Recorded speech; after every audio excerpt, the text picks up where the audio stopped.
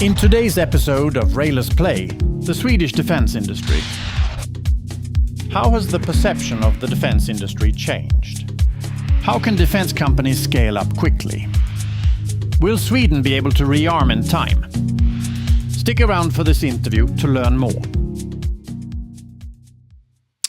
Hej och välkomna till Railers Play. Idag ska vi prata om försvar- och säkerhetsbranschen. För i år så ska 2,8% av BNP gå till försvaret. 2035 så ska andelen enligt nya NATO-krav öka till 5%. Väldigt mycket pengar. Men om detta ska lyckas så måste den svenska försvarsbranschens förutsättningar förbättras drastiskt. Som till exempel att inköpsprocesserna måste bli mycket snabbare. Branschorganisationen Säkerhets- och försvarsföretagen, SOF, som för övrigt firar 40 år i år, kommer spela en nyckelroll. Jag säger varmt välkommen till generalsekreterare Robert Limmergård. Kul att ha dig i Railers Play. Tack så jättemycket för att vara här. Hur står det till? Bra denna dag. Ja, härligt. Du Robert, generalsekreterare för SOF. Berätta kort, vem är du? Ja, nej men alltså, jag är generalsekreterare, Ja. Det är en ganska spännande titel. Ja, det måste jag brukar jag säga säga, det ja. att å ena sidan i en förening så är det den som för protokoll och säkerställer att formalian uppfylls, och å andra sidan så ska man ju då som förening företräda, i det här fallet då de medlemmar vi har. Vi samlar ju medlemsföretag som, ja, det är egentligen det de gör, det skiljer sig ju väldigt mycket. De har olika lösningar som skyddar och försvarar samhället. Så det som förenar dem, det är ju egentligen slutkunden, att de jobbar mot där det liksom är myndigheter som har att skydda och försvara samhället då, och kanske också hotbilden, att det är liksom en annan stat eller en statsunderstödd aktör som vill påverka, skada samhället, och där det också då kan få en betydande skada. Och kanske även att infiltrera företagen i fråga också. Absolut. Det är säkerhetsgrejer det handlar om. Ja, så alltså våra medlemsföretag, de har ju lösningar inom cybersäkerhet, skydd av kritisk infrastruktur. Det kan ju vara att på sociala medier identifiera desinformation och liknande med hjälp av algoritmer. Men det är också frystorkad mat. Det är satelliter, det är stridsflyg, stridsfordon. Så det är ju liksom en stor bredd, men det är väldigt teknikorienterat då. Ungefär hälften av de som arbetar på medlemsföretagen är ju ingenjörer. Och företagen investerar ju en väldigt stor del i teknikutveckling då. Ungefär 16% av omsättningen läggs ju faktiskt på teknikutveckling. Och det är ju just på grund av den värld vi lever i, det vill säga att du måste möta en morgondagens hotbild, och då måste du också ligga steget före när det gäller teknik. Hur många medlemmar har ni? 400 är de idag. Ja. Och då kan man väl säga att det är liksom en 50-57 egentligen som har liksom försvar som sin huvudmarknad, som ligger liksom över 50% på affärsområdet försvar. Väldigt många företag är ju företag som har liksom, ja, men en del av den här marknaden arbetar med försvar, och sen jobbar man med andra government eller med telekom eller andra branscher, och kanske har då en civil teknik som en mjukvara eller någonting annat, eller kabelage eller vad man nu gör, och sen så har man också då en försvarskund i den affären. Och man kan säga, bara ge exempel på några medlemmar. Saab känns ju självklart, eller BAE System som har varit i kanalen här tidigare. Ja, absolut. Nej, men och du har ju många av de stora såklart, och det finns ju också lägre ner i värdekedjan, så du har ju liksom företag som SKF och Ericsson och Scania och Volvo som också har sina plattformar. Men sen har du ju många tjänsteföretag som jobbar med det. Vi har mjukvaruföretagen, och jag tänker också på de här lite nischade företagen, så är det många som känner till Aimpoint och Mildef och V5 Solutions och den typen av bolag då, som har försvar som sin huvudidé egentligen då. Och 40 år fyller ni i år faktiskt, så det är bara att gratulera. Ja. Du Robert, på hemsidan skriver ni att vårt huvudsakliga uppdrag idag är att tydliggöra för våra beslutsfattare den oumbärliga roll som våra företag spelar för att skydda och värna våra samhällen. Tycker du att politikerna har börjat fatta vilken viktig roll ni spelar?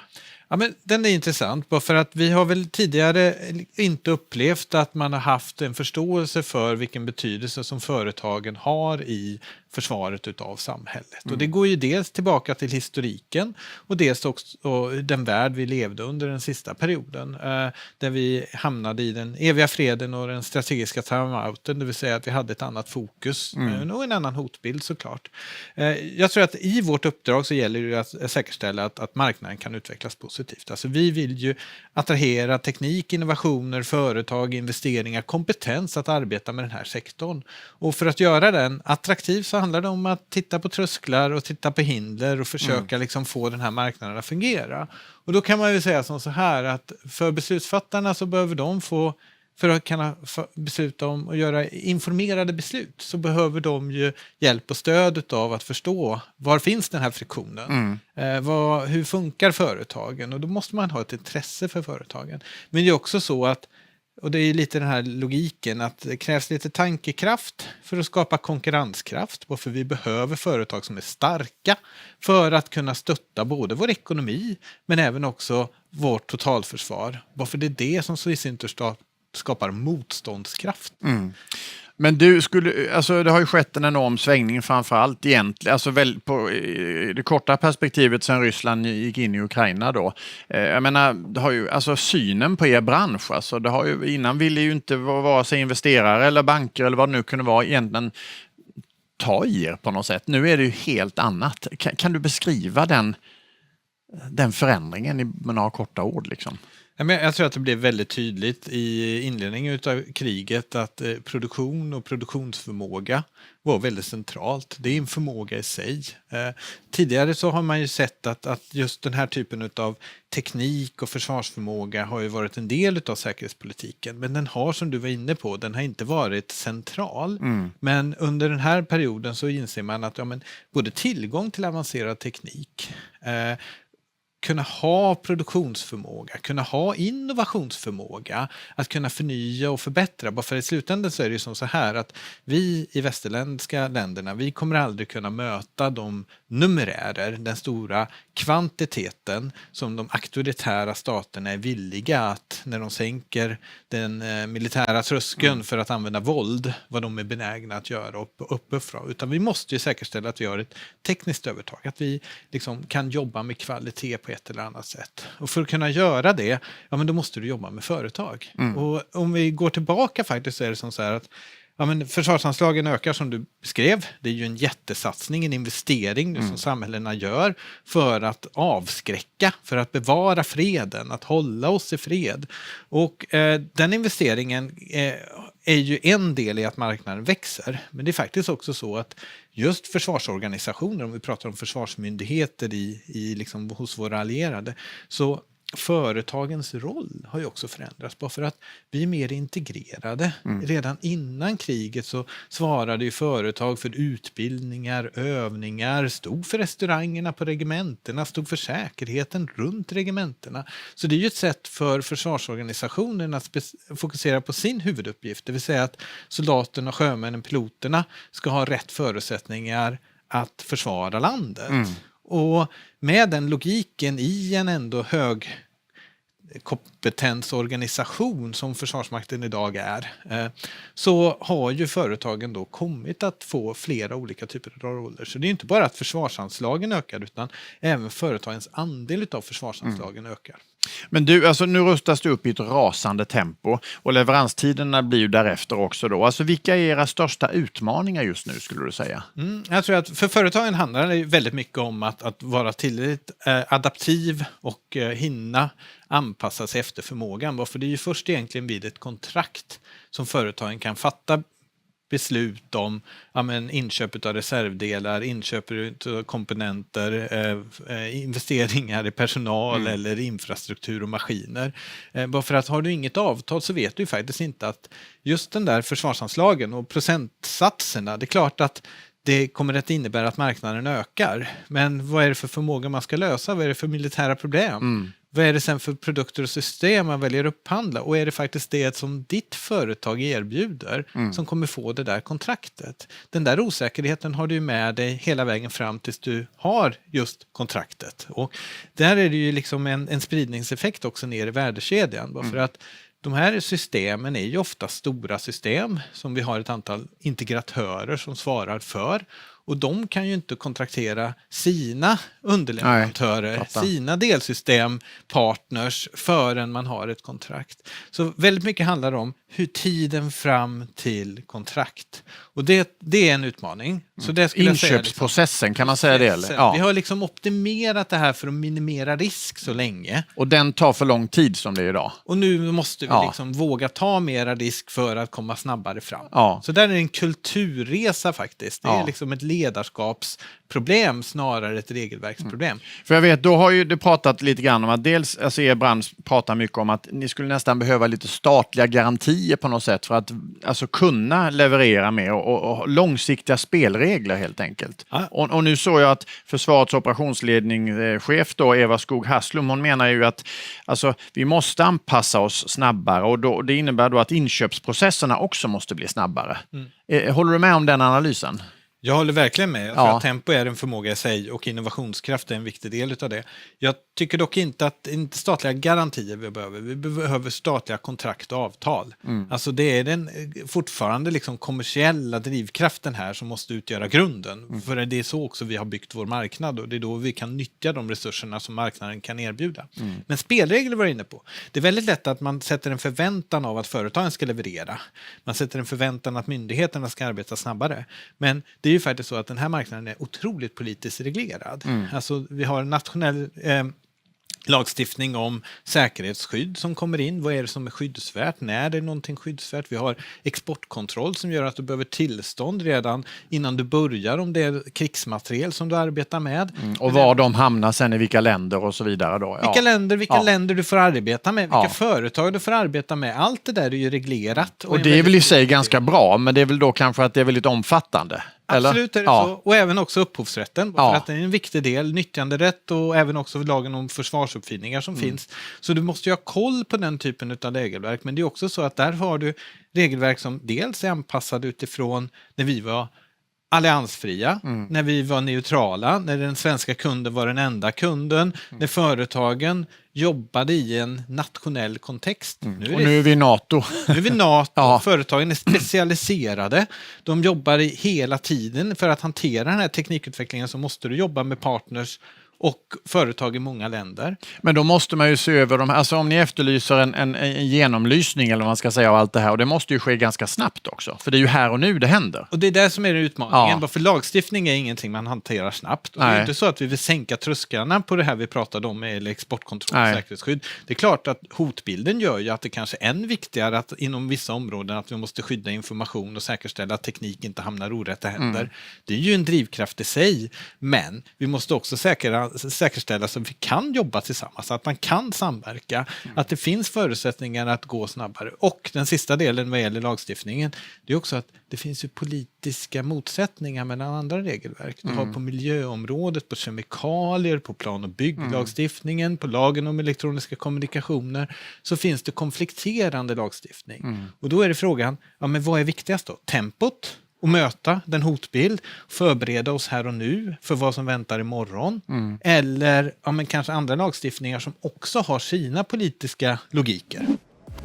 Gillar du intervjun? Hoppas det.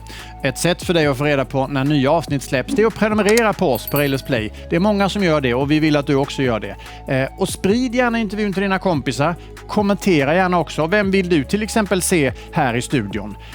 Det tar vi gärna emot förslag på. Och föredrar du podd så finns vi också som podcast och då heter vi Nytänkarna och då hittar du oss bland annat på Spotify. Nu ska du få gå tillbaka till intervjun. Vi har ju en internationell aspekt på det här också, att nämligen USAs agerande mot Europa. Man beskriver det som en ny världsordning, att USA vänder Europa ryggen och så vidare, att Europa måste bli mer självständigt. Tror du att det kommer att, om vi säger så här, gynna svenska och europeiska företag, att länder kommer vilja köpa mer från Sverige och Europa, alltså inom Europa, för att inte vara så beroende av USA? När det gäller just USA så är det ju en väldigt svår situation. Varför där har vi vad jag skulle säga ett ömsesidigt beroende. Ja. Sverige exporterar inga stora plattformar. Vi säljer inte luftburen radar eller stridsfordon eller stridsflyg till USA. USA är snarare några som levererar stora system till oss som Patriot och helikoptrar. Ja, och sen beståndsdelar i Gripen, eller JAS menar jag, och så vidare. Om man då tittar ner lite där sedan så är det ju precis så det ser ut. Men där är det ju väldigt mycket, vi är beroende av mjukvara ifrån USA, vi är beroende av AI-chip, vi är beroende av halvledare generellt. Det finns liksom väldigt mycket på teknikområdet och komponentområdet där vi har ett beroende till USA. Men sen är det faktiskt så att USA är beroende av en del svensk teknologi också. Vi är väldigt duktiga på vissa produkter, såsom pansarvärnsvapen, vi är duktiga på rödpunktssikten, vi är jätteduktiga på 5G. Vi har stål som är oerhört eftertraktat som de inte kan nå på andra resurser. Så det finns ett ömsesidigt beroende i värdekedjan, vilket gör att långsiktigt så vill man ha en tydlighet och förutsägbarhet. Och vad händer då när USA vänder Europa ryggen? I det korta perspektivet så avvaktar man. Det är väl det som är att man funderar på vad är det här på väg. Sen måste man skilja på vad som är politisk retorik och vad som egentligen förändrar spelfältet på marknaden. Men det är klart att den här typen av ny geopolitisk dynamik som vi märker mellan stormakten och stormaktsrivaliteten, den är svårare att hantera för oss. Det är mycket lättare att säkerställa att vi inte har kinesisk mjukvara och kinesiskt ägande eller ryska och iranska komponenter och liknande. Liksom, där har vi ju aldrig jobbat i vår bransch. Så det har varit lättare och så har vi liksom hållit oss till våra allierade. Men i de här fallen så blir det ju liksom när säkerhetspolitiken kommer högre upp på den företagsekonomiska agendan och kan navigera det, så måste man ju ställa sig frågor. Men hade du kunnat tro att, jag menar, vi gick med i NATO och det var ju en väldigt lång process. Sen gick vi med i NATO och nu redan något år senare efter vi gick med så pratas det om att det kanske är så att NATO inte finns om ett tag eller att man inte kan lita på NATO och så vidare. Alltså, hur tänker du kring det? Jag är övertygad om att vi kan lita på NATO, att det är liksom en viktig säkerhetspolitisk plattform för oss framåt. Men sen ska man ha klart för sig också att det i sig NATO har ingen egen armé. Det är en förhandlingsorganisation, den bygger på konsensus. Det är ju vad medlemsstaterna egentligen lägger in i form av förmågor som blir det viktiga. Och där är bilateralt samarbete, multilateralt även också inom Norden och så vidare. Men det kan ju inte vara bra att den typen av osäkerhet sprids, så att säga. Osäkerhet är inte bra, varken för marknaden eller för politiken. Så är det. Det är mycket bättre att ha en tillit och förtroende. Du, till sist då, Robert Limmergård, generalsekreterare i SOF, då, branschorganisationen för försvars- och säkerhetsföretag. Om du skulle våga dig på en spaning för din bransch, vad ser du framför dig inom de närmsta åren här? Man skyfflar ju in pengar och det ska upprustas snabbt och så vidare. Men hur ser du att din bransch kommer att liksom påverkas i allt det här? Vad kommer hända? Ja, men jag tror dels så kommer vi se hur den här typen av logik som ändå försvars- och säkerhetsvärlden nu befinner sig i, den kommer att spridas ut mera i andra typer av teknikområden också. Så det här kommer ju breddas i logiken kring styrningen. Samtidigt så är det också så att den civila teknologin är ju oftast den drivande här nu. Och just hur man kan hitta nya civil teknik som kan ha en militär applikation och få in det och integrera det och adoptera in det i militära system. Där tror jag att det kommer att hända väldigt mycket bara för att det har öppnat upp sig. Nu är det liksom fler som vill arbeta med den här sektorn. Det finns ett intresse, det finns en förståelse för varför vi behöver ha de bästa grejerna till våra soldater och sjömän. Tror du att det kommer dyka upp något nytt svenskt företag som kommer bli lika känt som Saab eller som Hägglund, BAE Systems Hägglunds eller något sånt där? Jag tror att vi kommer att se en del nya aktörer som kommer att komma in. Sen så tar det tid kanske att få volymer och få den typen av verksamhet. Men i grunden, som jag var inne på inledningsvis, så säger jag, det här handlar om ingenjörer, det handlar om skapande.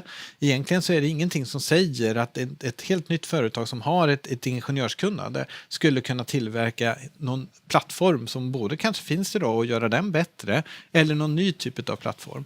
Så jag skulle nog mera tro snarare då att det är ett befintligt bolag som plötsligt liksom bestämmer sig för att prioritera och göra en satsning på ett försvarssystem som kan möta ett marknadsgap. Där kan vi nog se någonting spännande, tror jag. Och kommer Sverige klara av att skala upp och rusta upp i den takt som vi vill och måste göra, tror du?